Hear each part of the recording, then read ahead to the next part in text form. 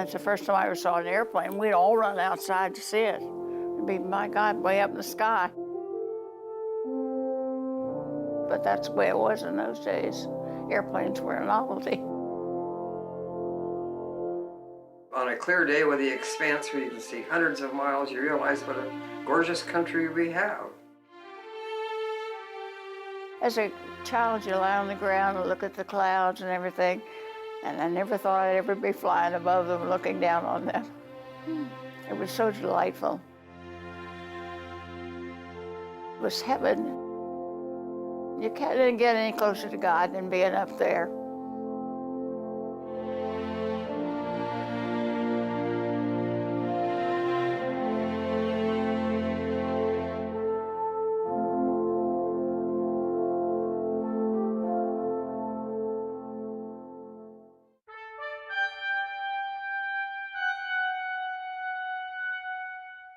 This is the story of a band of young, determined, and courageous women during World War II who broke through barriers and shattered stereotypes. After Pearl Harbor, patriotism was at an all-time high. We were at war. Who ever heard of that? Nobody. Not the way we were attacked. I am just as gung-ho today as I was when my first day of boot camp. I can't get enough of the flag. I love our flag. When that war started, women took off their petticoats and rolled up their sleeves, and each one of them did something. The Women's Air Force Service pilots, also known as the WASP, flew over 60 million miles within a 2-year period, delivering over 12,000 aircraft and piloting 78 different types of planes. However, after a nasty and aggressive campaign by male pilots who wanted the WASP jobs, they were the only wartime unit that was denied military status by Congress. And they were the only wartime unit that was sent home before the war was over and their job was done. But it was so wrong because all that good capability was hitting the road in a car to go home because of politics. For many years, the WASP kept their achievements quiet.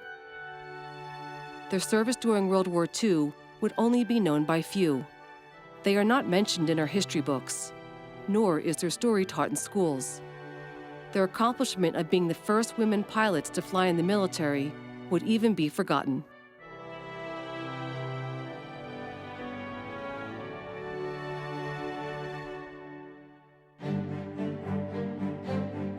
In 1942, thousands of new planes were being built in war factories each month. The planes needed to be delivered to air bases and points of embarkation throughout the United States.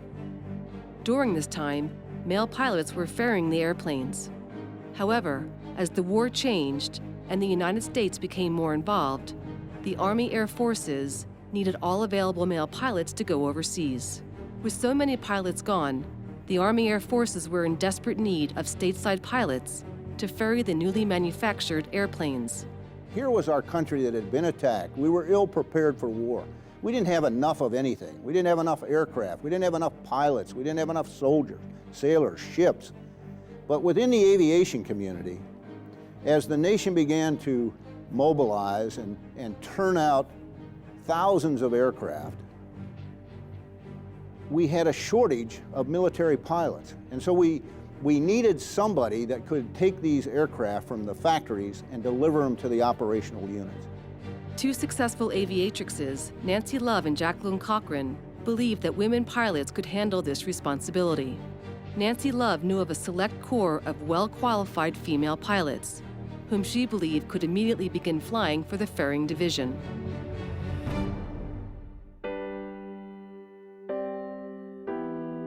When the program first started, Nancy recruited girls who already had the ratings and the time that the ferry pilots had to have.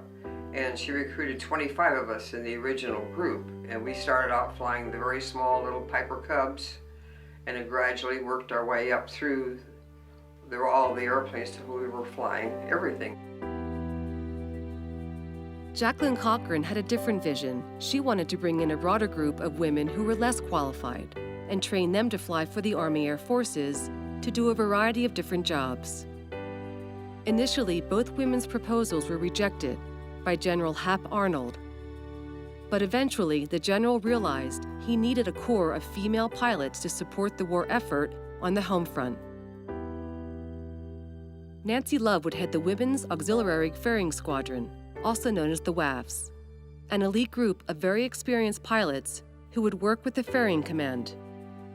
And Jackie Cochran would head the Women's Flying Training Detachment, also known as the WFTD, a group of women she would train to do a variety of flying jobs for the Army Air Forces.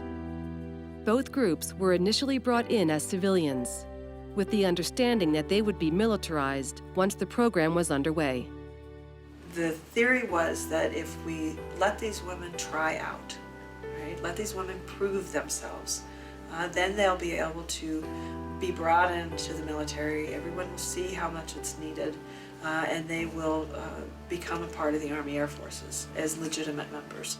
The two groups would operate separately for almost a year, and then in the summer of 1943, they were merged to create the Women's Air Force Service Pilots, with Jacqueline Cochran heading the entire organization and Nancy Love in charge of the Women's Ferrying Division.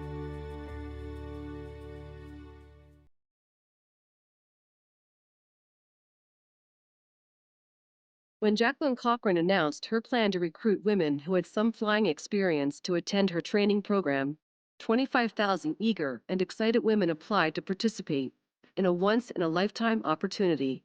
I was born wanting to fly. I can remember as a small child playing out in the garden and looking up at the birds and the butterflies and wanting to be up there with them.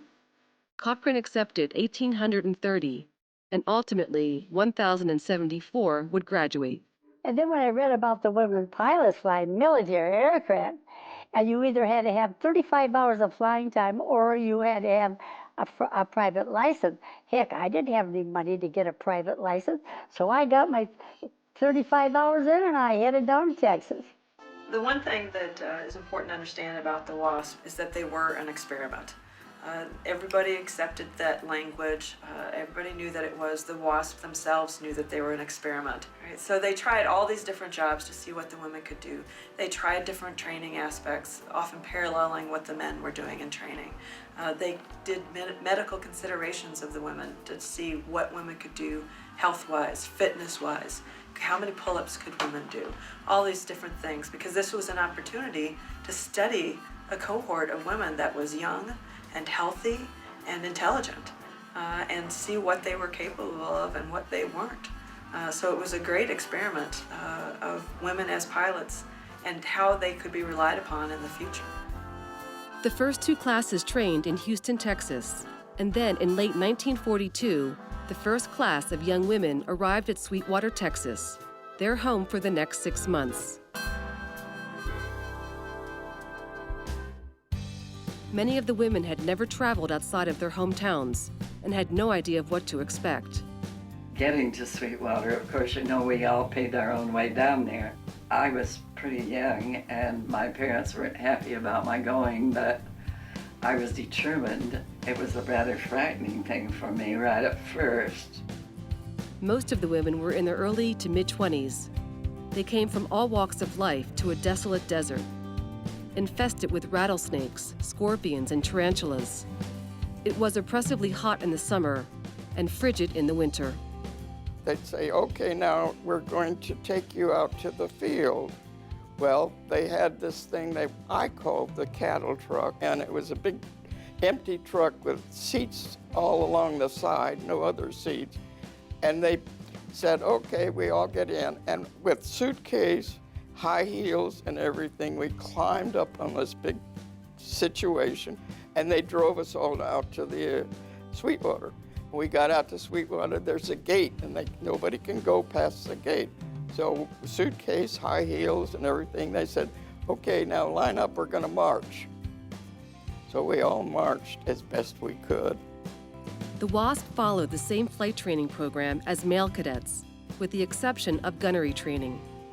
The WASP also followed the same protocol as Army Air Force officers and were subject to military review, wore uniforms, and had to follow all military customs and procedures.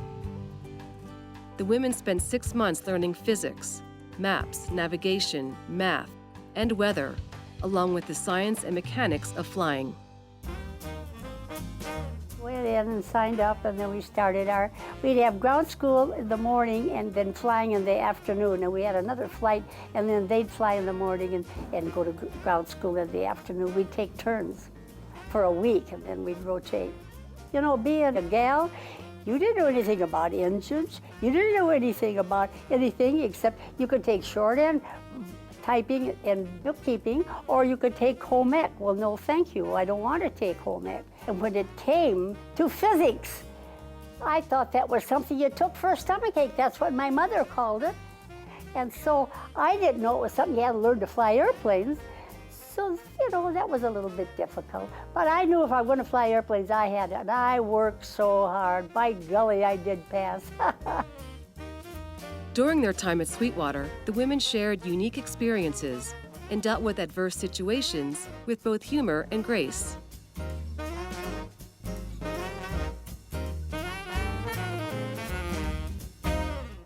We were under such great tension from time to time. We were uncertain from day to day whether we were going to make it or not.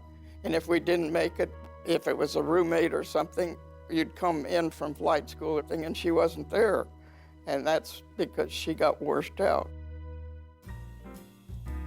We were under such stress, and it was a dry state, so we had to get some liquor from a little old lady that lived in a mobile home, I think. And it was rot gut, really it was. But it was labeled bottles, but it was, the bottom had been cut out, and it was rot gut. But anyway, we'd bring it back. The only way we could get through, because they inspected everything, was a Coke Tex box, which they didn't really inspect too much. And then we had to bury it out in the back in the ground. That was the only way. There was tremendous camaraderie among these women because they were pulled from all walks of life, educational backgrounds, class, whatever. But they had come here with this passion, this desire to do this. And it was so intense. The training was so intense, the physical fitness aspect of it. They had passed so many check rides. They had passed so many exams. They had been through so much arduous training, and they had been in their barracks together, and they had flown in difficult weather, and they had witnessed their flying cadets crash to their deaths. This was something that very few women really had experienced, and the way they felt about each other. We just had something entirely in common. We supported each other. It was almost like being sisters. Sadly, 38 WASP died during the war, 11 during their training, and 27 during active duty. I had to go and tell a mother that her daughter wasn't coming home that night, and I was the same age as the daughter, you know. But it was tough. We had a couple of mid-air collisions, we had a couple of landing accidents, we had a couple of mechanical. I think I lost 6 girls at Long Beach. We were the only group of women in the military who were unmilitarized. We stayed civilians the whole time. Because they were considered civilians, there were no military benefits. As you know, in at least one case, they had to pass the hat to send the body home. During the war, if a girl got killed, the parents didn't get anything. Not a flag, nothing. Not even any acknowledgement that their daughter had been in the military.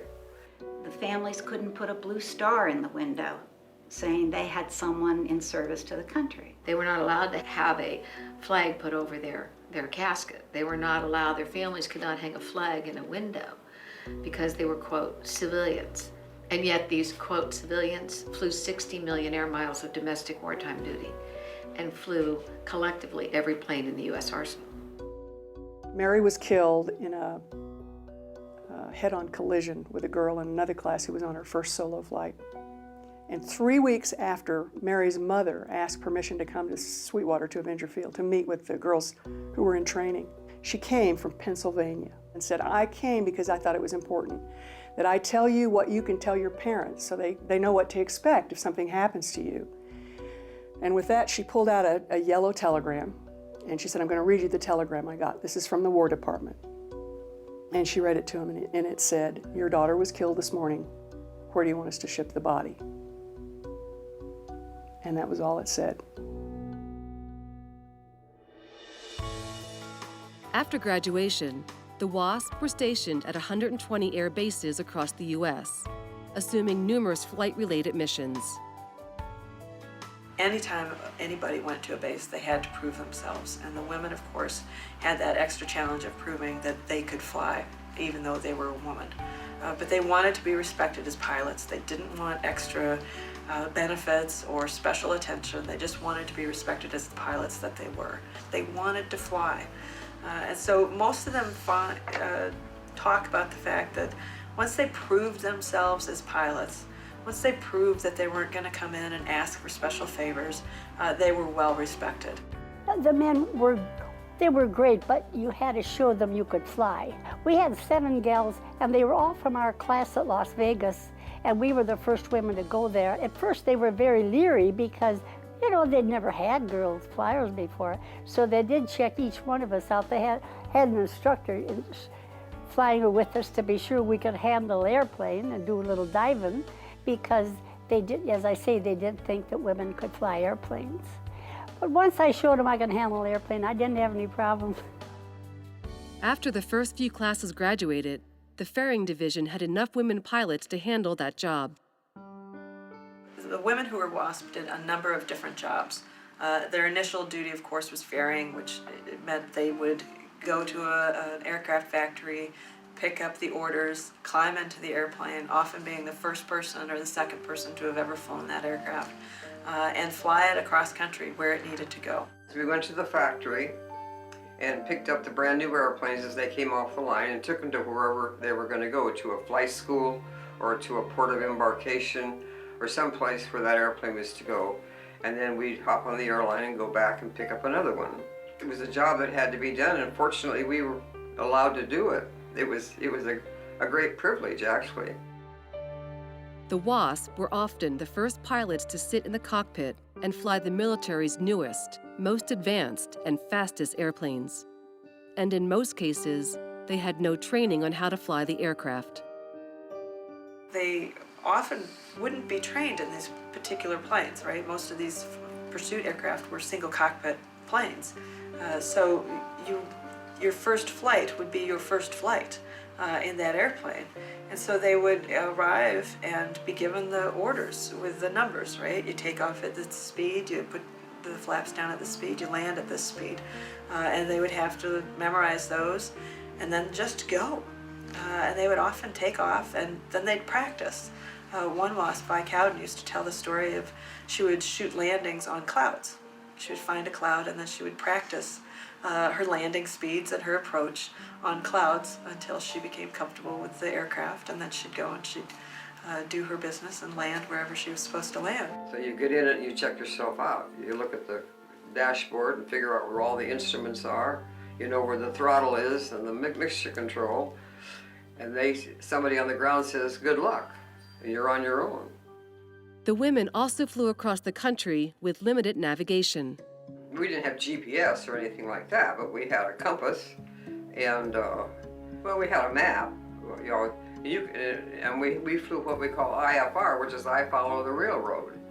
And you knew a railroad always went to a town, so if you ever got lost, you followed a railroad and it got you someplace.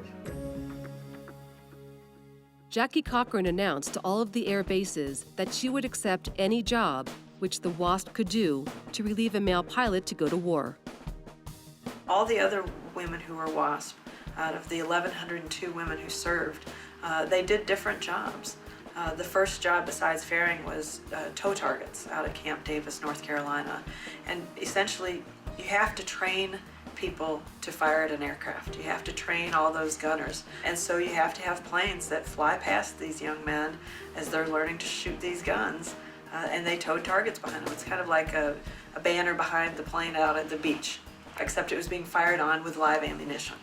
You have air-to-air flying as well, where they would tow the target behind the aircraft, while another aircraft, the gunners on that other airplane, would come and fire upon them as well. You have searchlight tracking missions that the women did.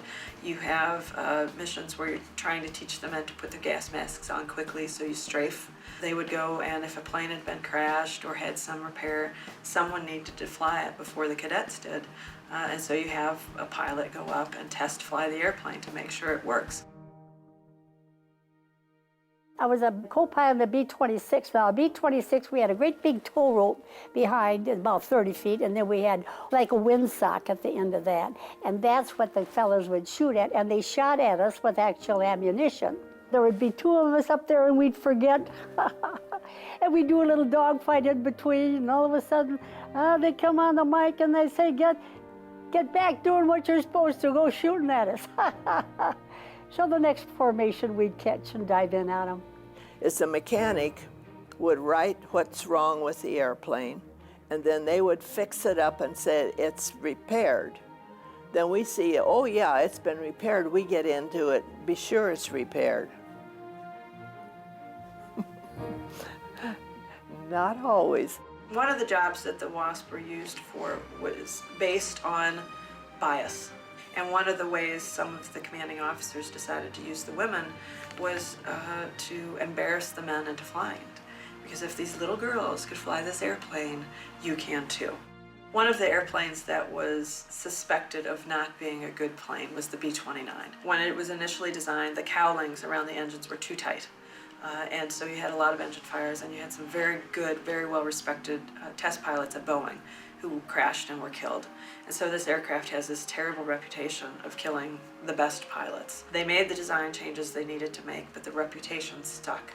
Paul Tibbets, who later would go on and fly the Enola Gay, was in charge of making sure men were trained in the B-29, and he was having trouble at some of the different bases. And he ran into some of these WASP at one of the bases and chose two WASP who were of medium build, they're 5'4" to 5'6". They had average experience, and he put them into the airplane and flew with them, Dora Dougherty and Dee Dee Mormon, and flew with them across the country, demonstrating the airplane. So they would fly to a base and demonstrate it, and then these two women would get out of the plane, and all the crew on the ground would go and look in the plane waiting for the pilots to come out, and then Colonel Tibbets at the time would say, no, these are your pilots. The WASP proved their abilities over and over, and yet simply because of their gender, they still faced obstacles. It's a man's world, and I can remember being I was with 4 boys, and we were flying 4 different airplanes, all flying the same airplane across the country. And we stopped, I think it was in Denver, and we went to register at the hotel, and the hotel would take the 3 boys, but they wouldn't take me as a single woman. It was against their policy to ever rent a room to a single female. Even though I was in uniform, I was with 3 other guys in uniform, and on orders from the government.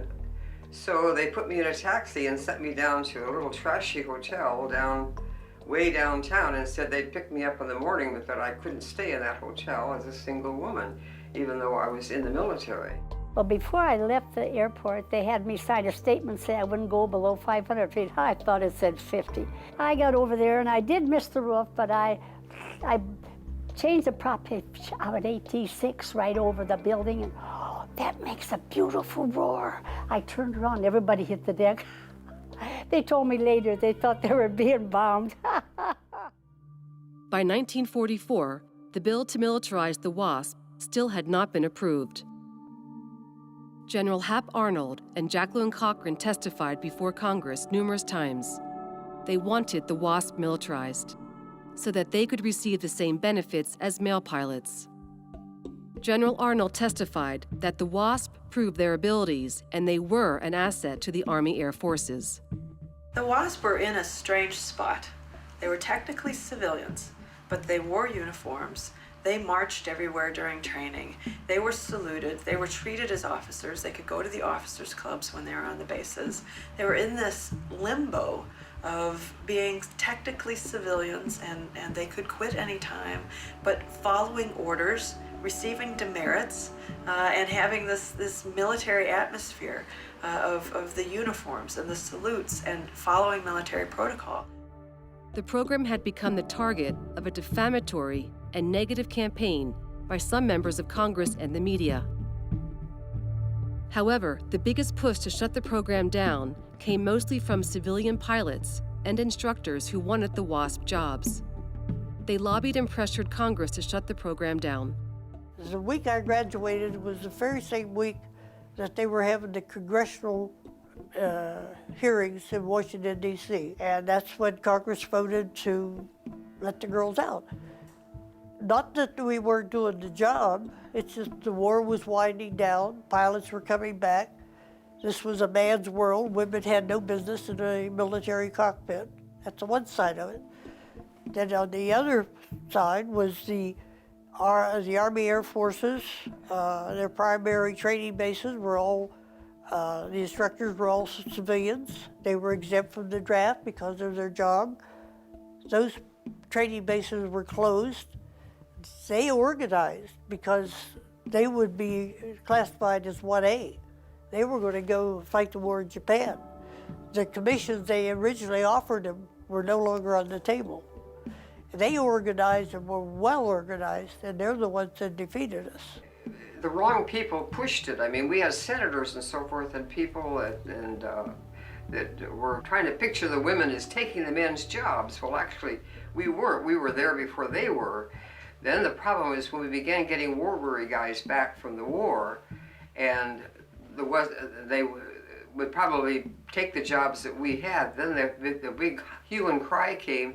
Here's all these poor guys that have been out fighting the war all this time. Now they're coming back, and the girls that got their jobs, and they're putting them in the walking army. Well, then the hue and cry came, send the women home. And a lot of others who were lobbying Congress, and they said scurrilous things about the WASP. I mean, questioning their morality and everything else and their capacity to fly.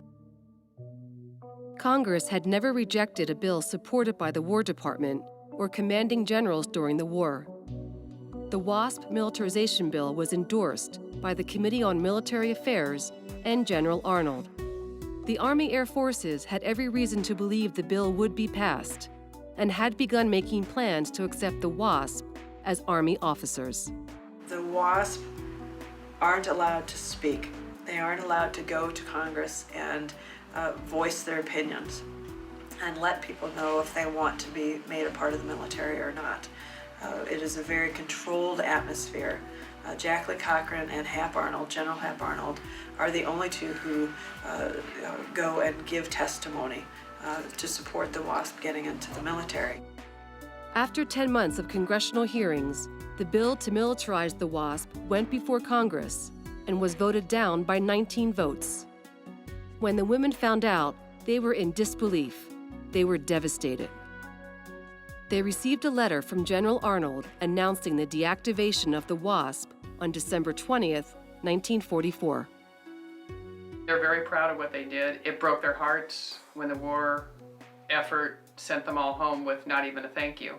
It broke their hearts to drive away and see the airplanes parked on the runway there and know that there weren't any men to ferry the airplanes because they weren't qualified. They were pilots, but they weren't qualified in those airplanes. They had no reason to say that the women couldn't fly. We had proved we could do it. So it broke the girls' hearts to say, I'm going to leave my job when there's still a job to be done. And that was very sad for them. I think that was very, very difficult. Not only did they not get a thank you, but they weren't finished.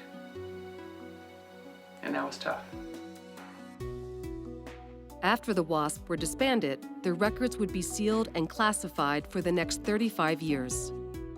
So it was a very sad time for many of these women. It was embarrassing for some of them. They spent the war feeling they're doing a good job, and then in the middle of the war, and they're disbanded on December 20th, which is right in the middle of the Battle of the Bulge. You know, things are going poorly, you know, and they're sent home, and they have to go home to their relatives and their friends and say, well, yeah, I know the war's still going on, but they didn't need us anymore. And that's embarrassing to many of them. One WASP, Faith Buckner Richards, said, I was not a very nice person in the months after disbandment. They just didn't know what to do with themselves. You didn't want the job you had before. I worked in an office.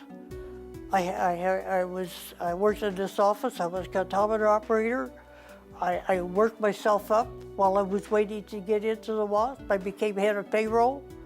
That job disappeared. When I came back, that job, it went back to the man who went to war, who fought for his country. Well, what the hell do you think I did? I served, I left home. I left my mother and father thinking, what's going to happen? After the war, because so many people had never heard of the WASP, many of them were not believed when they shared their story of how they helped the war effort. I know when I got married in '46, I met some new people that my husband was taking me to parties or dinners or something, and they'd say, oh, what did you do during the war? And you'd start to tell them, and you know, they'd look at each other and their eyebrows would go up, and so you stopped talking about it because you knew they didn't believe you because they'd never heard of it. But everybody had somebody in the war, their father, their brother, somebody. And they would come up to you and say, oh, you've been gone. You've been gone for a long time. Where you been? Oh, well, I was helping out in the war effort. Well, what did you do? Well, I flew military aircraft. No, you didn't. Women don't fly. After a while, what did you do in the war? I had a defense job. Let it go at that. And a lot of the WASP, you will find out, never spoke about their flying experience after that. It wasn't until the 1960s that some of the women started banding together with the idea to fight for veteran status. And there was a group of these women who decided, we served in the military. We should be recognized as having served in the military. And then in the early 1970s, the military comes out, and especially when the Air Force did it, came out and said, for the first time ever, we're going to have women flying our military aircraft. And it was a slap in the face to some of these women. When they first said, yes, the first women will be flying military, we said, hey, wait a minute. They forgot that we had already done it. They got angry. You know, that I saw my mom say, wait a minute, don't they know what we did? And yet the fact was people didn't know what they did. They were hidden. In 1944, when General Arnold gave his last speech, he said, you have proved you can fly wingtip to wingtip with your brothers. We of the Army Air Forces, and at the time it was the Army Air Forces, are proud of you. We will never forget our debt to you. 13 days later, they were disbanded. And in 1977, the Air Force forgot. And so these women decided it was time to be remembered. It was time to be recognized. They didn't want money. They didn't want anything other than the recognition that they thought was their due. And so they fight a very bold campaign, a very aggressive campaign, lobbying Congress, lobbying the American public for recognition of the service that they had done for their country in its time of greatest need. She and the rest of them finally said, we need to be remembered. We want someone to know that we were here. So, you know, it was with this great feeling that my mom and all these ladies, I was so proud of them because they really did storm Washington. Bruce Arnold was a lobbyist already, and Bruce Arnold was Hap Arnold's son, and he was a lobbyist in Washington, D.C.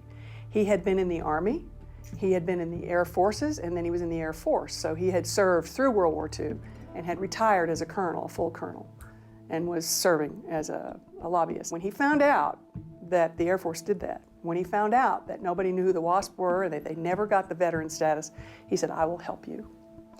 And the other person that said, I will help you, is Barry Goldwater. And Barry Goldwater helped because in 1944, he flew with the WASP. He was a ferry pilot and flew with the WASP and was always impressed with what great pilots they were. However, as the women were gaining momentum and support, again, there was opposition building against the WASP. There were only 800 and some of them, and the huge numbers of veterans organizations campaigned against them, and it was vituperative. It was almost politicizing to watch this happen because I had never observed the opposition to bringing women officially into the law as I had observed there. The WASP got caught into another firestorm of protest, just like in 1944, and in fact it was almost the same people. The Carter administration was also strongly opposed to granting the WASP veteran status.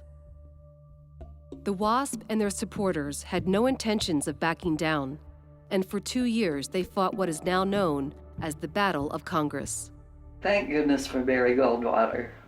He got in there and fought for us. And I think when he went to Congress and talked to them, the Congress must have felt like it went through a buzzsaw. Former WASP commanding officer Byrd Howell Granger compiled a dossier of more than 100 pages of documents showing that the WASP were subject to military discipline, that they were assigned to top-secret missions, and that many of them received service ribbons after their units were disbanded.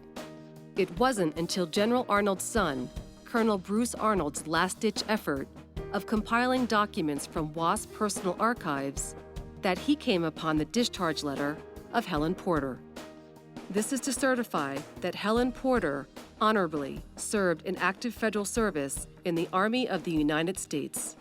After reading this, the Veterans Administration acquiesced and were willing to compromise. One of the WASPs presented a discharge, an honorable discharge that she had been given on her air base in 1944, and it was exactly like the committee chairman's.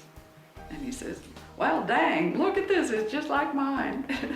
So they documented the whole thing, and eventually they won. On November 3, 1977, H.R. 8701 was unanimously passed, and President Jimmy Carter signed the veteran status for the Women's Air Force Service pilots of World War II into the law of the land. The bill went through. There was no great fanfare. The legislation was just passed like that, and there were 3 or 4 WASPs in the gallery with Colonel Arnold, who was their champion, Hap Arnold's son, and it was just, the gavel came down, and they were apparently just looking down, and it's over. There was just silence. So they just kind of got up, walked out, and burst into tears. On November 11th, Bruce Arnold assured a WASP from Illinois she could place a flag on the grave of a World War II colleague on Veterans Day. Now she could have a flag-draped coffin. And that meant, and still does, enormous amount to her. After the WASP received veteran status, most Americans still had not heard about them or their contributions during World War II. The history of the WASP would get in the history books. It's still not in most history books. We still look at history books that kids are studying from, and it's not in there, but someday it will be. Deanie Parrish decided to make a case for the women to receive the Congressional Gold Medal. It was not for the medal. It was so that people, the American people, would know this part of history that was left out of the history books.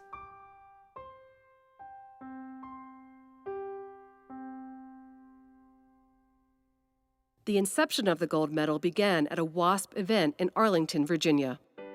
In 2008, when we opened the Fly Girls exhibit, the traveling WASP exhibit in Washington, D.C., at the Women's Memorial, which is actually in Arlington, at the gates to the cemetery.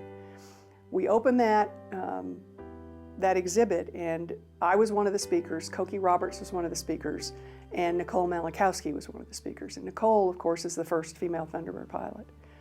Nicole sat listening to me, and I sat listening to her, and we were both impressed. And she said, "What can I do to help you?" And I said, "Well, Mom would like the WASP to be nominated for a Congressional Gold Medal. You're a White House Fellow. Can you help?" She said, "Yes, I can." Just hearing her say, "Yes, I can," When she said it, I thought, this girl should have been a WASP. She's the same, she's like another WASP from another generation. She doesn't take no for an answer. But I know she mentioned it to Colin Powell at one point, and he looked at her and he said, great ideas need great champions. And he put it back on her. So from that point on, we had several, we began an email correspondence writing back and forth to Nicole. We shared a proposal that we had written. We shared other things, information about the WASP, the history of the WASP, and Nicole went ahead and drafted a bill. She said, my friend told me if we go ahead and draft it so that we take some of the work out of it for them and present it to them, let's see what happens. Now, we had been trying to get a meeting with Senator Hutchison. We're from Texas. We couldn't get one, but Nicole did. So she was able to go and meet with the staff from Senator Hutchison's office. Let's honor some World War II heroes who happen to be women from Texas. They all trained in Texas. They all got their wings in Texas. So it's perfect for the Texas senator then to champion that bill, which she did. And then she got a co-sponsor in Senator McCluskey. They got every female senator to sign on to the bill when they introduced it. And then eventually, of course, they got it passed. It was the fastest tracked bill, I think, in congressional gold medal history. When I went to Washington, D.C., when finally the government decided to recognize the WASP for their service after 67 years, they assigned to us military escort, which we have here today. And when I said to her, you've done so much with your life in such a short time that you make me feel, you know, our role should be reversed. I should be your escort, not your mine. And she said, you're forgetting one thing. You opened the door. The term WASP means strength, bravery, courage, and that's every single characteristic that these women exemplify. I wouldn't be able to wear the wings that I wear today if it wasn't for them wearing the wings that they've worn years ago, back in World War II. The bill was introduced in March, and President Obama signed it on July 1st, 2009. Deanie Parrish accepted the Congressional Gold Medal on behalf of the Women's Air Force Service pilots. And I'm proud that we got a gold medal, but I'm more proud that the people of America, a lot of them now know who we are. I was in tears, really. I was so proud. It was a final recognition that we actually had amounted to something. I don't know a single WASP that wasn't thrilled about it.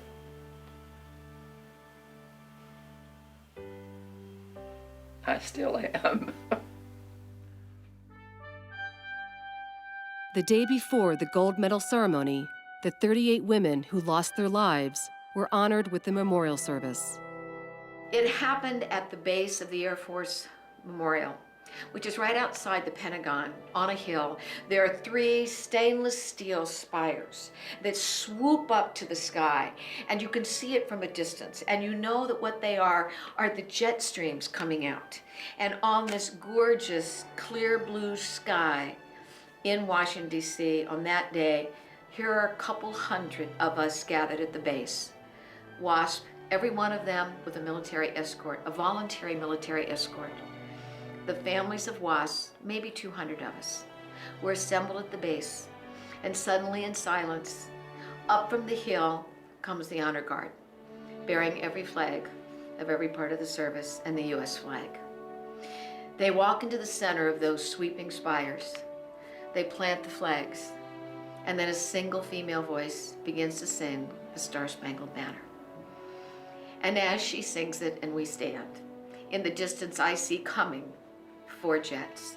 They scream overhead, and right at the point, 3 head up to the sky, and the 4th one peels off. It's the missing man formation. Make that missing woman formation.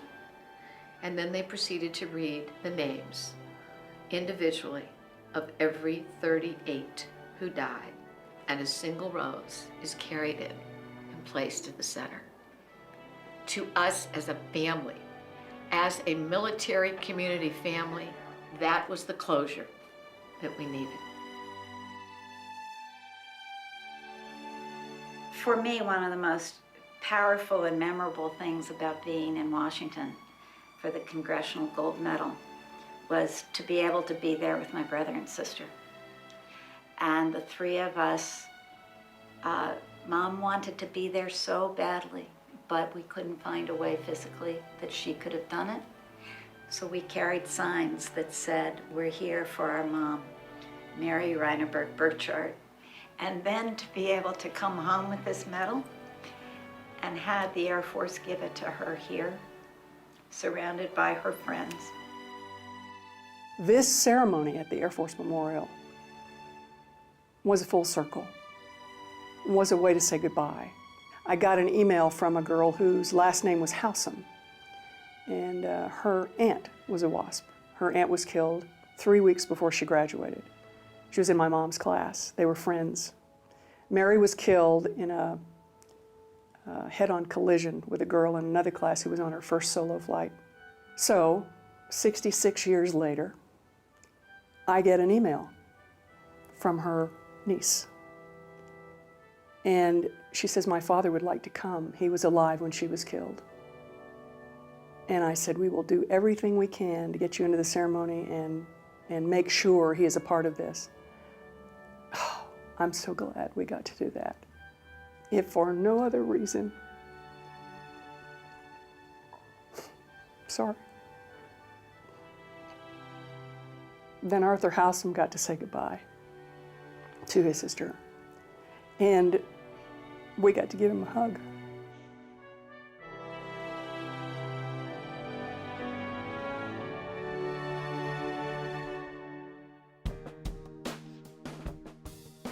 I wanted to make sure when I gave that acceptance speech for that gold medal, we didn't do it for glory and we didn't do it for recognition. We did it because our country needed us. The WASP history, in a way, to me, is like a rising tide. It just raises every boat. It does. It lifts us all up and makes us all feel like we can do something extraordinary. So at last, before we're all gone, I think America will be educated.